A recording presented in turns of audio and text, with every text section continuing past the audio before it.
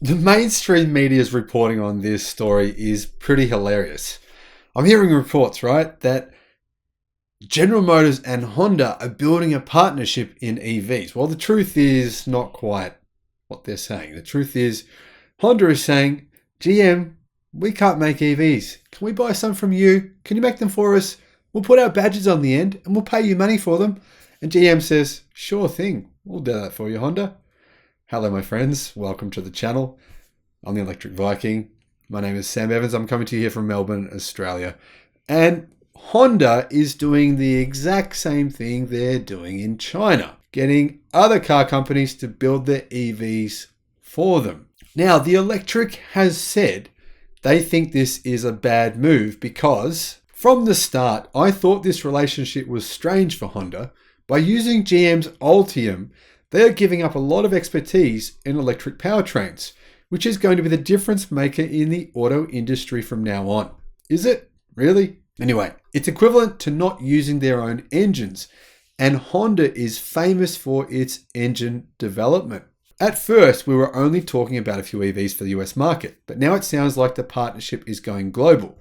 Personally, I don't think it's a good look for Honda's future, but this tie-up with General Motors could eventually lead to a merger as EVs gain in market share, and Honda has nothing to show for in terms of electric powertrain production capacity and technology. Well, that's what the article says now, but it was changed. The original article claimed Honda is giving up its expertise in electric vehicles. Well, my question is, what expertise? Clearly, the author realized that Honda has no expertise in electric vehicles, and so they deleted that part from the article. So what do we know on this story? Well, we know that Honda and General Motors are going to expand their electric vehicle relationship with a new series of co-developed EVs to go on sale in North America beginning in 2027. The brands are looking at the partnership as a way to bring millions of new EVs to market across the globe, basically amortizing their costs by working together. Is this really true? Well, this is what they're trying to paint it as. I'm going to tell you whether or not this is true at the end of the video.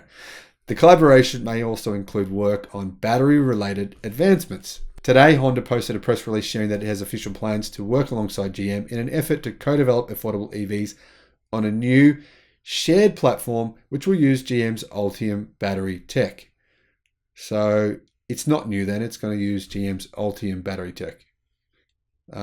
Confused. The partnership will focus on compact crossover SUVs, which are popular across the globe. The goal of the collaboration is to share standardized equipment, improve vehicle quality, boost production speed, and overall product affordability. That makes sense if it were true. Further down the road, the two brands will look into battery technology in an attempt to improve performance while working toward greater sustainability.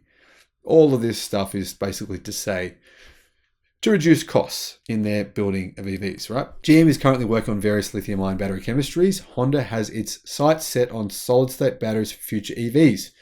GM CEO Mary Barra said this: GM and Honda will share our best technology design and manufacturing strategies to deliver affordable and desirable EVs on a global scale, including our key markets in North America, South America, and China. I'm not sure what Honda's current EV makers in China will have to say about this.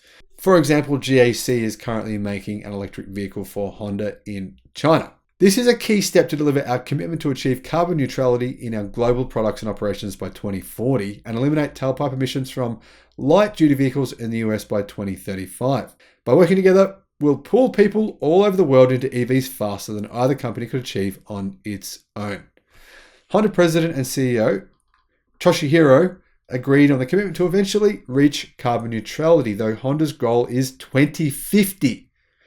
So Honda thinks they're going to be selling internal combustion engines in 2049.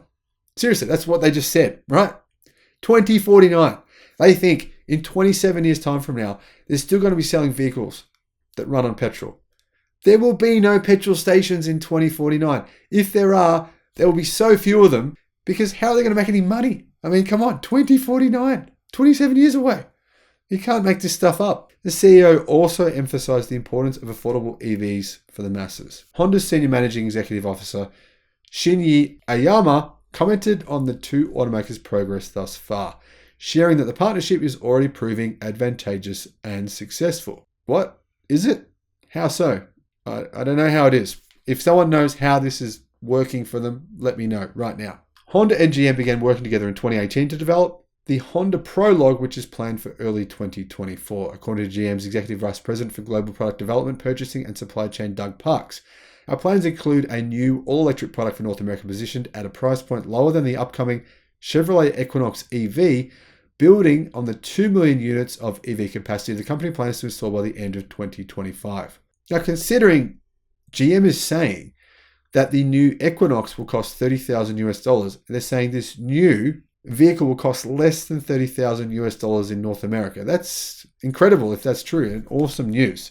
I find that hard to believe, but it could be possible. But the weird thing about this is that they're saying here publicly that it's going to take them 6 years to bring this vehicle to market, right? They say Honda and GM began working together in 2018 to co-develop the Honda Prologue, planned for 2024. 6 years to develop one car. Seems like a long time to me. Now, all this story sounds well and good, but the truth is that it's, well, marketing. It's not true. Really what's happening is GM is going to build Honda's electric cars, and then Honda will put the badges on the end. And all this stuff they're saying in the media publicly is kind of hiding that fact, obfuscating the truth. That's what I think anyway. So is this good? Well, I think it's good for General Motors. You might think I'm crazy, right? Well, here's one way to look at it, right? This is like Sony and Samsung. Sony, obviously, back in the day, thought LCD wasn't important. They didn't invest in LCD R&D or technology. So what they did is they just bought LCD panels straight from Samsung.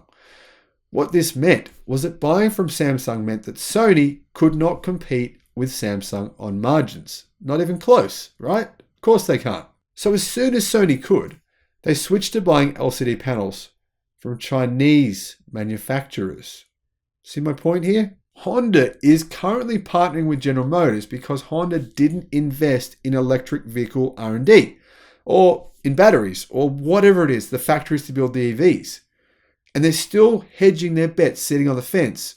This is one way to hedge their bets. They don't have to invest a whole lot of money in a factory if they think maybe it won't work, right? Maybe EVs won't take off. I mean, obviously they don't think they will if they're going to still be selling internal combustion engine vehicles in 2049.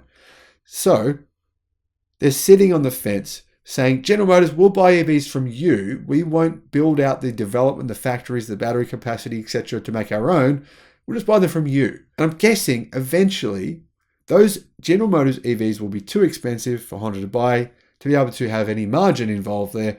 So what they'll do is they'll start just buying them en masse from the Chinese and putting their badges on the end. Will this work long term for Honda? I don't think so. I think it's going to damage their brand pretty significantly, but who knows? I think it's going to work in the short term though for General Motors. Give them an influx of cash and help them to take that money from Honda to help them develop their own technology exactly the way that Samsung did when they were receiving all that money from Sony. I actually think GM's Ultium platform could be better than people expect. From what I'm hearing, the technology is actually really impressive. And if we have a look at the Silverado's specifications, if it is what GM says it is, it's going to be pretty damn good. This must mean the Ultium platform is better than we think it's going to be. I'm actually very interested to see what happens next year with the Silverado EV and with some of GM's electric vehicle products. Let me know what you think in the comment section below. Thanks for watching. Have a good day. Bye-bye.